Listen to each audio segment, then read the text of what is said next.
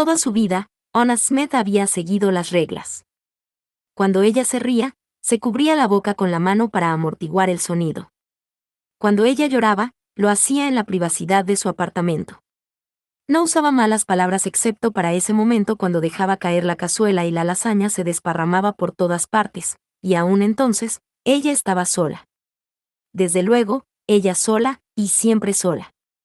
Vestía apropiadamente, primero para una mecanógrafa, luego para una secretaría, después para la asistente ejecutiva del presidente de Wilder Wines.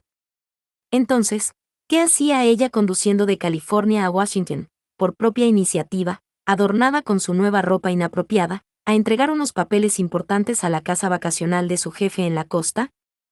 ¿Qué más daba? Ella estaba enamorada. Enamorada de Joshua Wilder. Sí. ¿Quién no? Él era alto, cerca de 2 metros. Que estaba bien, porque ella media metro. 83 con sus pies enfundados en calcetas. O en sus orgullosos pies uno, como su amiga Celia Kim decía. Él tenía la cara de un ángel caído. Pelo negro, oscuras cejas, largas, oscuras y rizadas pestañas que enmarcaban sus ojos con una muy peculiar sombra dorada, y un tatuaje que se ondulaba en un brazo desde el hombro hasta la muñeca. El tatuaje se retorcía como 2 serpientes trepando juntas, oscuras y misteriosas contra su piel curtida. Era estúpido, pero la hacían sentir como si tuvieran algo extraordinariamente en común. No es que ella alguna vez quisiera explicarle a él lo que era o lo que podría ser. Los ojos, el tatuaje, y la altura lo hacían parecer peligroso, algo que no era, al menos mientras no te le opusieras en sus negocios. Entonces lo conseguía a su modo, cada vez. Tenía una nariz prominente, y una boca sonriente con los dientes más hermosos, brillantes y blancos que en alguna vez hubiera visto. Lo más importante, al menos para ella, era su cuerpo. Perfecto. Amplios. Hombros que se estrechaban hasta un trasero esculpido, que hacía a sus dedos picar. Por apretarlo. O ellos, dependiendo de cómo se considerara la cuestión. Ella veía sus piernas desnudas cada día cuando él entraba en la pequeña oficina, sudando de su carrera, y podría declarar que sus pantorrillas y muslos merecían ser lamidos. Repetidamente. Por ella, si tuviera estómago y otro trabajo para irse. No es que no pudiera tenerlo, era una excelente asistente administrativa, y otras bodegas y restaurantes de Napa Valley le habían hecho ofertas. Ella rechazó a todos ellos. Joshua Wilder operaba solo una empresa y ella estaba interesada solo en Joshua Wilder. Era la razón por la que ella estaba aquí, conduciendo a lo largo de la autopista 101, que se aferraba a los acantilados a lo largo de la costa, 2 carriles traicioneros entre el furioso océano y el bosque principal, y algunas veces sumergidos entre el océano furioso y el acantilado rocoso. Desde la pequeña ciudad de Washington que había pasado 25 millas atrás, no había visto una sola casa o carro, nada más que unas vagas gaviotas luchando contra el viento. Ella sabía que tenía razón. Cuando Joshua compró aquel lugar, compró el terreno a 20 millas en esa dirección. Dijo que le gustaba estar solo, pero el aislamiento había comenzado a alimentarse de ella. ¿Qué ocurriría si su coche se estropeaba?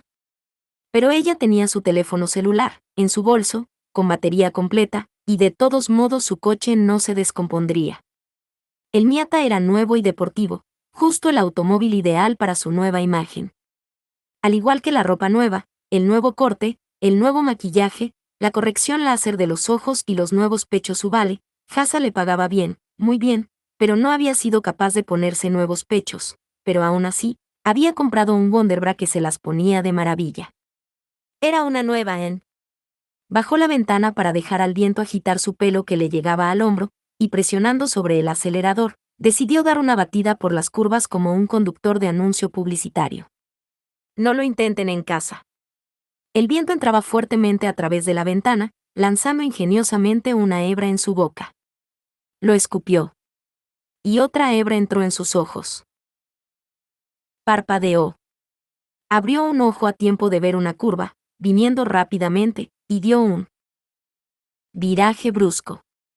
Con un repugnante rechinar, los neumáticos dejaron el pavimento y sobre el estrecho arcén. Presa del pánico, ella pisó el acelerador. El coche perdió el control. Las ramas pegaban a un lado del espejo.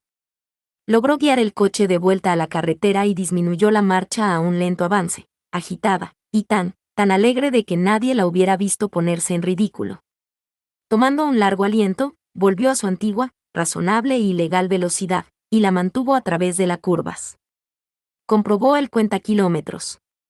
Todavía tenía otras 5 millas que recorrer antes de que llegara a la salida de la casa de Hassa. Entonces lo vería, y le explicaría sobre la llamada telefónica y los documentos, y como sería demasiado tarde, él la tendría que dejar quedarse.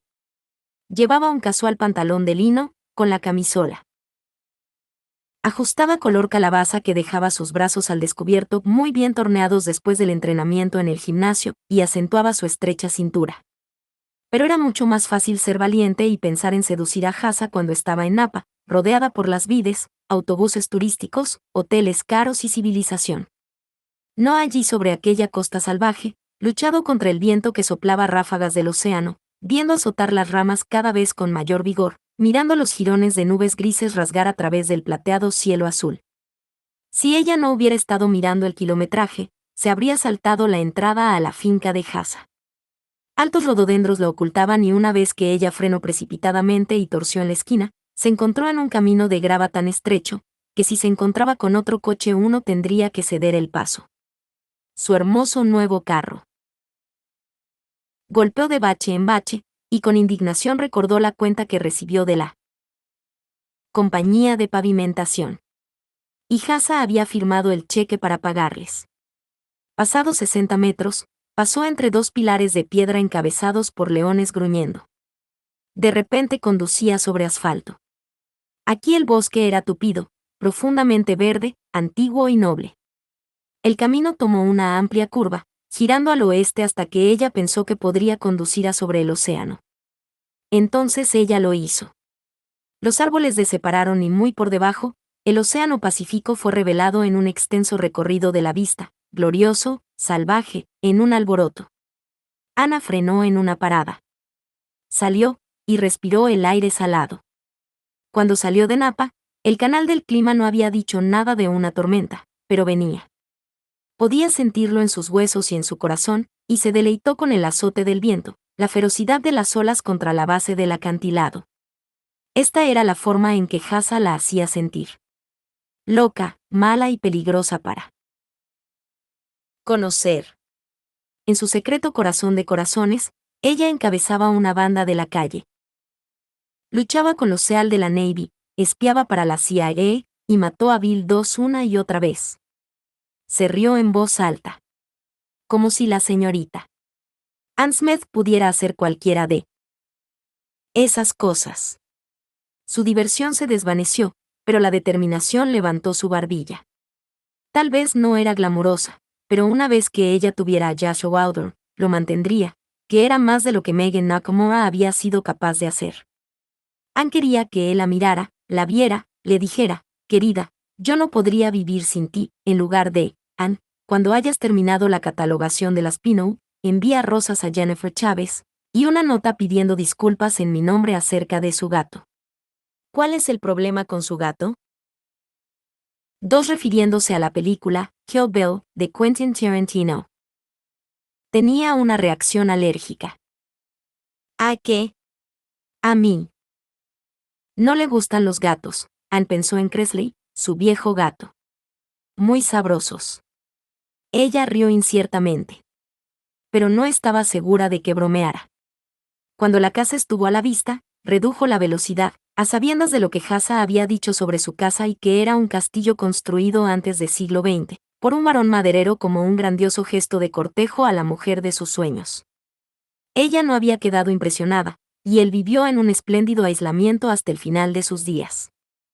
Hassa la compró en subasta, desnudó el interior, y renovó completamente todo el acabado, después confió en él para elegir el mobiliario, accesorios, componentes y equipos. Se sentía como si se tratara de su casa, y su corazón golpeaba en anticipación. El camino se ensanchó. Los árboles se apartaron. El castillo entró a la vista.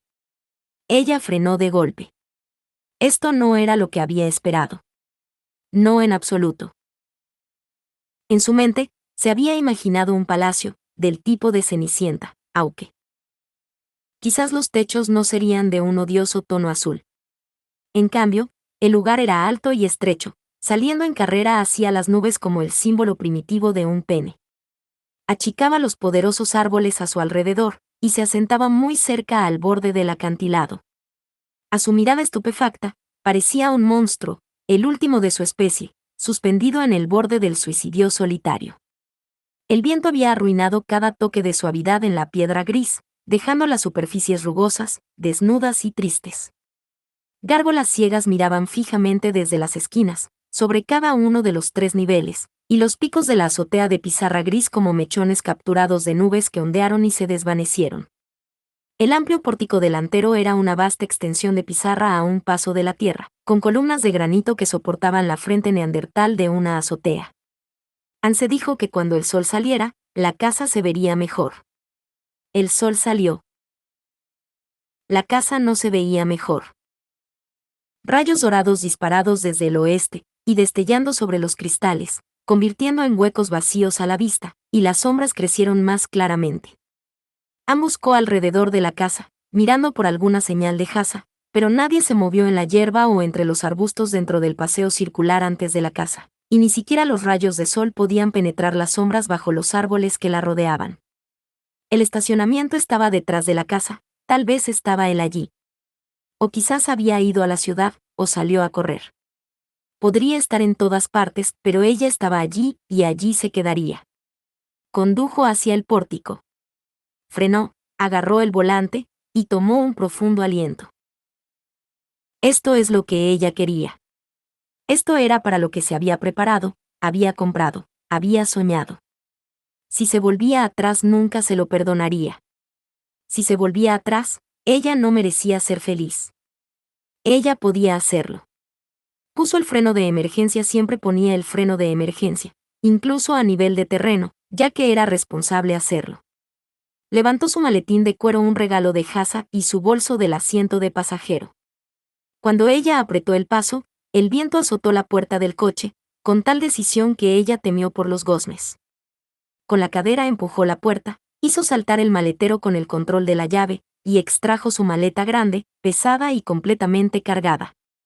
La tomó con ambas manos, y todos sus músculos recién adquiridos con el entrenamiento del gimnasio, la levantaron fuera del maletero. Dio gracias a Dios por el equipaje con ruedas, ya que la arrastró por la acera y hacia la entrada. El viento le empujó de lado, le enredó el pelo, agarró su camisola. Escuchó las olas a lo lejos, más enojadas que antes. El aire olía como salmuera y algas, y a hojas perennes y a páramo. Y como ella caminaba primero un pie, luego otro pie, y después otro pie, y el castillo surgió encima de ella. Las sombras la abrazaron. Cuando dio un paso en el embaldosado del pórtico, se paró. Parpadeó, dejando a sus ojos adaptarse a la luz variable. Allí estaba protegida de brutal viento, aún así tembló en la fresca, cruda atmósfera. Arrastró su maleta encima del paseo individual, y las ruedas se agitaron cuando las hizo rodar sobre la losa de pizarra gris. La puerta de entrada surgió ante ella, la había ordenado ella misma al excéntrico artista, y sabía que era de nogal negro con caoba brasileña. Sin embargo, no podía ver nada del grano de la madera o su brillo, y las aldabas con forma de cabeza de león, de cobre, eran solo un destello en la oscuridad. Encontrado el pequeño botón sobre el adorno, lo presionó. El repiqueteo sonó en su interior. Nadie contestó. Tocó de nuevo, entonces cautelosamente intentó con la gran asa de hierro. Estaba cerrado. Hasa no estaba en casa. Ella podría volver ahora. Diciéndose a sí misma que intentara el plan para otro día. Pero nunca habría otro día, sabía eso. Era ahora o nunca. Así que arrastró los pies por las llaves, en su llavero, y encontró la que habría de abrir la cerradura. Ella era, después de todo, la ayudante administrativa de Hasa. Había sido testigo de su voluntad. Ella llamaba a su madre por su nombre de pila. Incluso todavía mantenía la llave de su caja de seguridad. Tenía todo el derecho de usar la llave de la casa que él le había dado. Introdujo la llave en la cerradura, la giró. La puerta se abrió fácilmente, silenciosamente. Examinó el vestíbulo y soltó un suspiro de alivio. Mejor. Esto era mejor. No brutal y aplastante, sino cálido y civilizado. El techo se elevaba lejos, por encima de su cabeza, y cuando chasqueó en la luz, miles de prismas bailaron a través de las cremosas pálidas paredes. Un prisma tocó sobre la luz del sistema de seguridad, conteniendo el aliento, dejó caer su bolso y llave sobre la mesa de la puerta. Apresurándose hacia el panel de control. Ella golpeó el código. «Hasa». «S.R. Wilder», llamó ella. No hubo respuesta. Bien. Lo esperaría dentro. Arrastró la maleta a través del umbral. Como cerró la sustancial puerta detrás de ella, admiró el juego de ventanas de todos lados. Eran del siglo XIX, con cristal emplomado de una de las grandes casas sobre la costa oriental. Ella los había encontrado, y se alegraba al ver que eran tan elegantes como el precio había indicado. Cada panel había sido cortado en forma de diamante, luego puesto en caoba, y capturaban, reflejaban y dividían la luz en destellos de color. Impaciente ahora por ver el interior que había decorado desde lejos, anduvo adelante. El vestíbulo abierto era la gran sala. Alfombras orientales en rojo y oro se sobreponían en el piso de dura madera. Cálidos tonos y texturas predominaban en las paredes.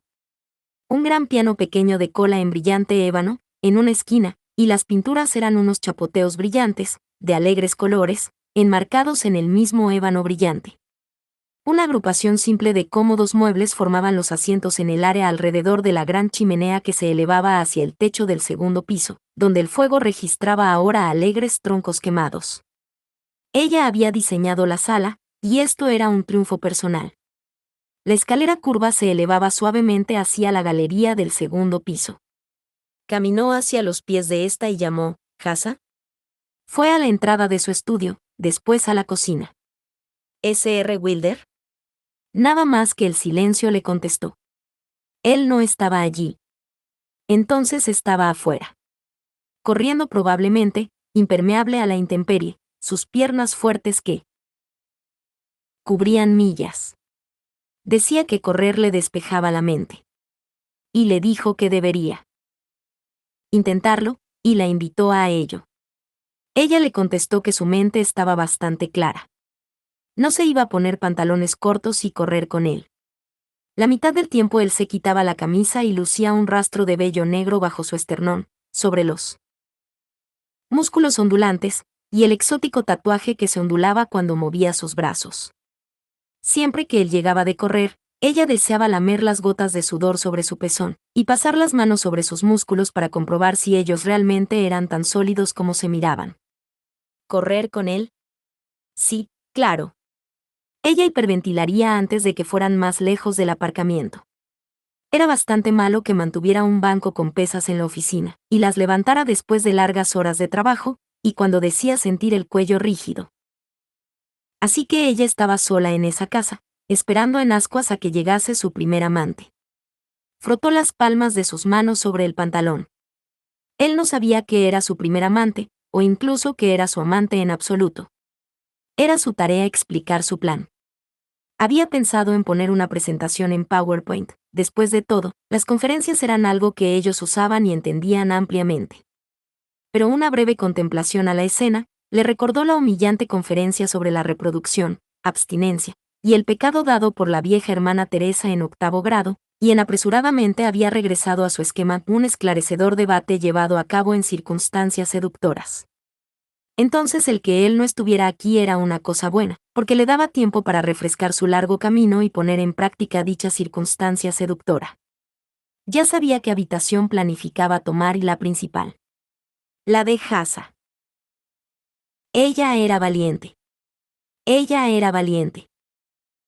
Entonces, ¿por qué iba de puntillas arrastrando su maleta, escogiendo ir tan silenciosamente como ella podía, y de puntillas regresaba a las escaleras? Porque ella había pasado toda su vida esperando entre bastidores, queriendo desesperadamente encontrar el amor para ella, y ahora ella pisaba el escenario y exigía la atención. Y obtendría la atención de la única manera que podría. Con fantásticas ropas, o sin ropas. Bruscamente las nubes cubrieron el sol. La luz desapareció. El viento golpeó la casa con una ráfaga que sacudió las ventanas, y la lluvia salpicaba contra el cristal. La tormenta estaba aquí,